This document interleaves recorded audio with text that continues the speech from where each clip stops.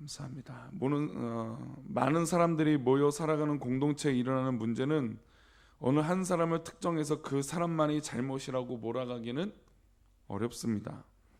어떤 가정에 경제 위기가 닥쳤는데 자식이 부모 탓만 할 수 없고 부부는 서로 탓만 할 수 없는 것이죠. 모두의 책임으로 무겁게 받아들여야 하고 그래야 살 길이 열리는 것입니다. 나라의 안보도 마찬가지죠. 대통령 한 사람의 몫이 아니라 모든 국민이 함께 책임질 문제이고, 또 물론 이 대통령이라고 하는 이 절대 권한자, 결정자가 어떤 뭐로 주는 또 결정하는 부분들이 또 엄청나지만, 그럼에도 불구하고 그 모든 것들을 국민과 함께 나아가는 그런 모습이 있을 때 대통령도 좋은 대통령이 될 것입니다. 그러면서 본다면 오늘 우리가 읽은 본문의 남유다의 멸망은 이 타락한 왕 한두 사람의 책임은 아니었습니다.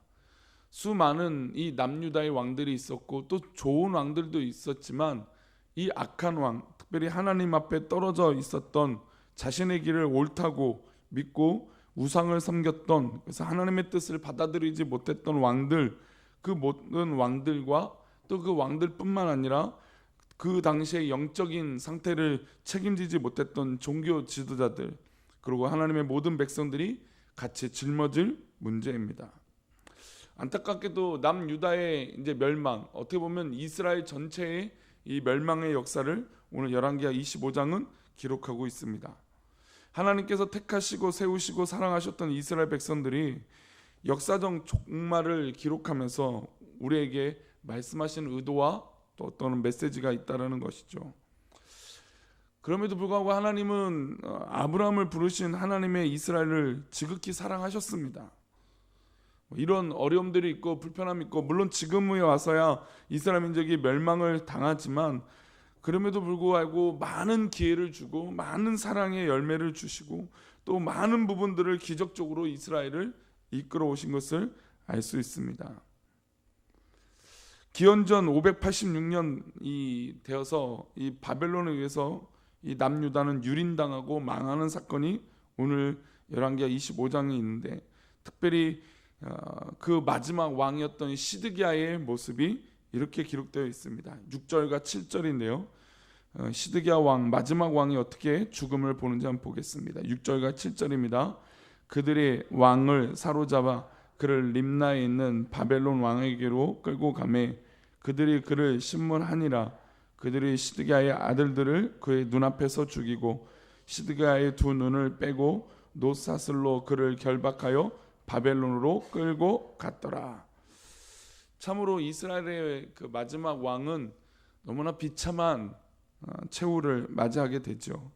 그의 두 눈은 빼앗기고 그리고 모든 자식들은 그의 앞에서 죽게 됩니다. 우리나라도 마지막 황제라고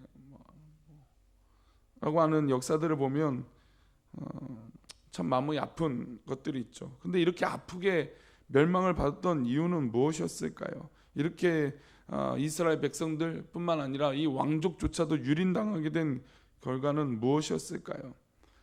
그것은 바로 하나님 말씀에 떠나 있었고, 또 하나님 말씀에 떠나 있음에도 불구하고 자신들이 하나님의 말씀에 떠나 있다라고 생각하지 못했다라는 것입니다. 게다가 이 바벨론의 이 포로와 또 이 어려운 일을 통해서 어떤 일이 있냐면 성전도 유린을 당하죠. 근데 이 성전은 사실 우리가 알다시피 하나님의 임재를 상징하는 곳입니다. 물론 화려하게 금으로 둘러싸여 있고 많은 좋은 것들이 있는 상징적인 곳이기도 하지만, 그러나 이 성전이 상징하는 것은 하나님의 임재입니다. 하나님의 임재이고 하나님과 이스라엘 백성들이 만나서 교제하는 것을 말하는 것이죠. 그래서 많은 이스라엘 백성들은 솔로몬 성전을 사랑했고 성전만이 하나님께서 우리를 지켜주신다라고 믿고 있었습니다. 하지만 나라가 망하는 상황에 그 성전도 예외는 아니었습니다. 우리 9절 말씀 볼까요? 9절입니다. 여호와의 성전과 왕궁을 불사르고 예루살렘의 모든 집을 귀인의 집까지 불살랐으며, 왕국, 성전뿐만 아니라 왕궁뿐만 아니라 모든 것들을 불태워 버렸습니다. 그러나 안타깝게도 성전도 불이 탔죠. 아니, 성전이 불이 타는데 왜 하나님 가만히 계실까요? 성전이 무너졌는데 왜 하나님은 이렇게 하고 계실까요? 유다 백성들의 눈앞에서 성전이 불이 붙어서 무너지는 것을 지켜보는 것은 견디기 힘든 고통이었을 것입니다. 우리 13절 14절도 한번 읽어보겠습니다. 13절 14절입니다. 갈대아 사람이 또 여호와의 성전의 두 놋 기둥과 받침들과 여호와의 성전의 놋 바다를 깨뜨려 그 놋을 바벨론으로 가져가고 또 가마들과 부삽들과 부집개들과 숟가락들과 섬길 때 쓰던 모든 놋그릇을 다 가져갔으며, 모든 것을 빼앗아 갖고 모든 것을 가져갔습니다. 그런데 이 놋그릇이든 뭐 부집갱이든 짚는 집게든 사실은 다 성물이고 하나님 앞에 예비된 것입니다. 근데 세상 사람들은 이것을 하나님의 것 성물이라고 보지 않죠. 사실 이 문제는 우리도 지금 비슷하게 겪고 있습니다. 우리는 이것이 다 성물이고 우리가 뭐 십시일반 헌금을 해서 만들어진 어떤 돈에 의해서 결정되는 어떤 그런 물체와 물질보다 더 큰 의미가 담겨져 있는 것이죠. 그래서 실제로 이 성물과 이 성전에 관련된 이 기구들은 하나님께서 임재하실 때 사용하시는, 또 하나님께서 우리 가운데 함께하여 주시는 그런 상징물이고, 또 하나님께서 인도하시는 그런 물질이기 때문에 우리는 그것을 성물이라 말을 하죠.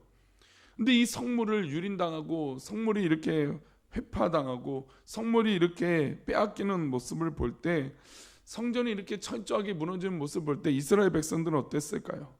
사실 우리도 교육관회라고 하는 이 문제를 겪고 참 마음이 여러 가지 아프고 어려웠습니다. 물론 기적적으로 하나님께서 강제철거 중지 명령이라고 하는 이 하나님의 은혜로 우리가 지금 이렇게 또 감사의 시간들을 보내고 있지만, 그럼에도 불구하고 우리 마음 한켠에 마음 아픔이 있습니다. 왜냐하면 그것은 단순히 어떤 그런 교육관, 또 오래된 건물 뭐 이런 이 관점이 아니라 우리가 사랑했고 우리가 예배했던 그런 성물이고 성전이기 때문입니다. 근데 이 성전이 무너지는 이 순간, 그런데 하나님은 침묵하고 계셨어요. 저희들도 사실 그때 그렇게 느꼈죠. 왜 하나님 이랬을까요? 도대체 왜 하나님은 살아계신 것인가요? 하나님이 살아계시다면 왜 성전을 이렇게 무너지도록 내버려 두실까요?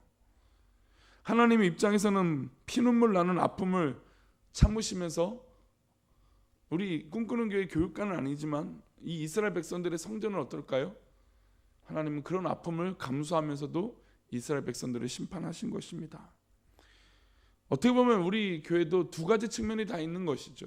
우리 안에 있던 어떤 그런 하나님 앞에 바로 서지 못하고 있는 것들을 일깨워 주시는 어떤 계기가 되는 것이고, 또 성전을 더욱더 사랑하라고 하는 하나님의 어떤 그런 말씀들이 우리 가운데 있는 것일 것입니다. 물론 뭐 어느 것이 정답이기는 우리가 하나님 만나서 물어봐야겠지만, 물론 여러 가지 상징적인 어떤 그런 메시지들이 분명히 있죠. 근데 이스라엘 백성들의 이 성전 무너짐은 달랐어요.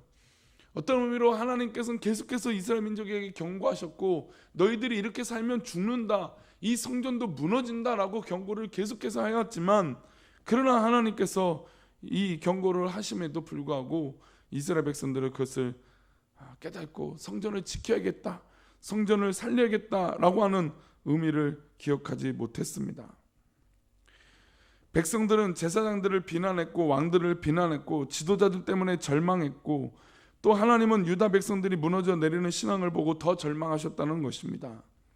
이제 하나님께서는 유다 백성 그 어느 누구에게도 희망을 찾을 수 없기 때문에 그토록 사랑했던 성전이 불타는 것을 손 놓고 보고 계셨던 것입니다.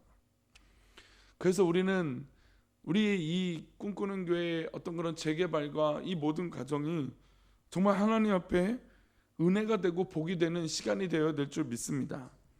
혹이나 우리에게 하나님 말씀하시는 어떤 그런 메시지가 있는 것인지, 또 하나님께서 오히려 우리에게 더 건강한 삶을 살기 위해서, 영적으로나 육체적으로나 건강한 삶을 살기 위해서 우리에게 하시는 말씀은 아닌 것인지, 때로는 이 부족한 목사가 잘하고 있는 것인지 못하고 있는 것인지, 또 우리 온 성도들이 하나님 앞에 이 귀한 성전으로 함께 기도하고 있는 것은 아닌지, 그런지 우리는 돌아보고 하나님 앞에 정말로 이 교회 위에 하나님께서 세우신 이 몸된 성전 위에 우리 모든 성도들이 한 마음으로 한 뜻이 되어 기쁨으로 또 은혜를 사모하며 기도해야 될 줄 믿습니다. 하나님 때로는 우리에게 경고하십니다. 우리에게 육체를 건드실 때도 있고 때로는 우리에게 마음을 건드실 때도 있고 우리의 영혼을 또 혼을 내시기도 하실 때가 있죠. 그런 모든 상황 가운데 이것이 내가 하나님 앞에 바로 서려고 하는 그런 기회이고 또 그런 메시지이구나라고 믿음으로 선포한다면 우리는 하나님께서 주신 기회를 오히려 어려움과 그 시험을 이기는 것뿐만 아니라 더 좋은 길로 우리가 바로 서게 될 줄 믿습니다. 우리 삶에 일어나는 일은 우연이 아니고 하나님께서 함께해 주시는 놀라운 섭리고 인도하심인 줄 믿습니다. 때로는 이렇게 성전이 무너져가는 그런 안타까움이 있을지라도 결국 하나님께서 70년 후에 이스라엘 백성들을 회복시켜 주시겠다라고 하는 그 약속을 붙드는 성도들이 있다면 이 아픔이 끝에 결국 하나님의 회복하심이 있는 줄 믿습니다. 우리 성도들의 어려운 그 마음 가운데 또 어려운 모든 상황 가운데 오히려 그 어려운 결과로 말미암아 하나님께서 인도하여 주시는 놀라운 섭리를 누리고 승리하게 될 줄 믿습니다. 사랑하는 성도님들, 우리의 믿음 또 남의 믿음이 먼저 아니라 나의 믿음부터 먼저 세우시기를 축복합니다. 우리가 성전임을 기억하시고 내가 성전이잖아요, 그렇죠? 내가 성전인데 내가 무너지면 교회도 무너지는 것이에요. 그래서 우리 자체가 성전임을 믿음으로 고백하고 무너져 내린 어떤 그런 것들을 다시 쌓고 또 믿음을 다시 쌓아 올려서 하나님 기뻐하시는 그런 성전이 되어지시는 성도님 되시고 또 우리 교회도 전체적으로 우리 모든 성도의 이 믿음의 고백이 쌓여져서 든든하게 세워지는 우리 꿈꾸는 교회 되기를 축복합니다. 우리 함께 나눌 말씀 히브리서 7장의 말씀입니다.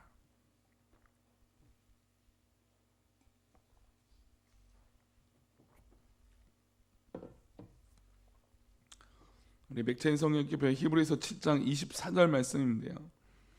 유다의 멸망을 통해 참 마음이 아픕니다. 그럼에도 불구하고 이런 안타까운 일로 인해서 하나님 앞에 더욱더 철저하게 살아가는 믿음의 모습이 있기를 축복합니다. 당장의 어려움이 우리 가운데 있어 우리를 엄습하고 우리를 어렵게 만드는 건 맞습니다. 그러나 그 어려움이 우리를 집어삼키지 못하게 될 줄 믿습니다. 멸망이 완전한 멸망이 아니라 회복을 주시기 위한 희망이 되시기를 축복합니다. 우리 그런 의미로 우리 주님이 우리를 위해 지금도 기도하신다라고 하는 의미를 한번 살펴보겠습니다. 우리 7장 24절 말씀입니다. 24절 예수는 영원히 계심으로 그 제사장 직분도 갈리지 아니하느니라. 우리 예수님은 2000년 전에만 오신 분이 아니라 지금도 영원히 살아계셔서 우리와 함께하여 주시는 분인지 믿습니다. 25절입니다. 읽어봅니다. 그러므로 자기를 힘입어 하나님께 나아가는 자들을 온전히 구원하실 수 있으니 이는 그가 항상 살아계셔서 그들을 위하여 간구하심이라. 이게 우리 주님의 은혜고 우리를 사랑하신 놀라운 역사예요. 자기를 힘입어가 예수 그리스도로 말미암아 기도하고 나아가는 귀한 하나님의 백성들을, 하나님께 나아가는 자들을 우리 주님이 우리를 사랑하시게 온전히 구원하실 수 있다는 것입니다. 그리고 우리 주님은 지금도 항상 살아계셔서 우리를 위하여 뭐하고 계십니까? 기도하고 계시는 것이죠. 누군가 널 위하여 기도하신다. 우리 주님이 살아계셔서 우리를 위하여 지금 기도하고 계시는 줄 믿습니다. 우리 주님이 기도하고 계시는데 우리가 무엇이 불안하고 무엇이 의심이 생기고 무엇이 염려가 생기겠습니까? 하나님께 나아가는 자들을 온전히 구원하실 수 있습니다. 완벽하게 구원하시는 것이죠. 그러니 아침에도 우리 사랑하는 성도님들 온전히 하나님께 나아가시기를 축복합니다. 우리 26절과 27절 읽고 마치겠습니다. 26절 27절입니다. 이러한 대제사장은 우리에게 합당하니 거룩하고 악이 없고 더러움이 없고 죄인에게서 떠나 계시고 하늘보다 높이 되시니라. 그는 저 대제사장들이 먼저 자기 죄를 위하여 다음에 백성의 죄를 위하여 날마다 제사 드리는 것과 같이 할 필요가 없으니 이는 그가 단번에 자기를 드려 이루셨음이라. 아멘. 우리 주님의 십자가는 단번에 이루신 완벽한 사건이고 완벽한 사역이셨습니다. 그런데 우리는 2000년의 시간들을 보내면서 우리 안에 의심들을 쌓아가고 있는 것이고 이 시간들을 통해서 오히려 더 확신해야 되는데 이 시간이 지나면서 오히려 하나님 앞에 멀어지고 있는 것은 아닌지 우리는 우리의 삶을 돌아볼 필요가 있어요. 그래서 단번에 우리 하나님께서, 우리 주님께서 이 역사를 이루신 것을 믿고 우리 삶 가운데도 단번에 우리의 모든 무심과 모든 염려가 해결된 것을 믿고 지금도 우리를 위하여 항상 간구하시는 우리 주님을 바라보며 주님의 제단 앞에 나아가는 우리 사랑하는 성도들 되시기를 축복합니다.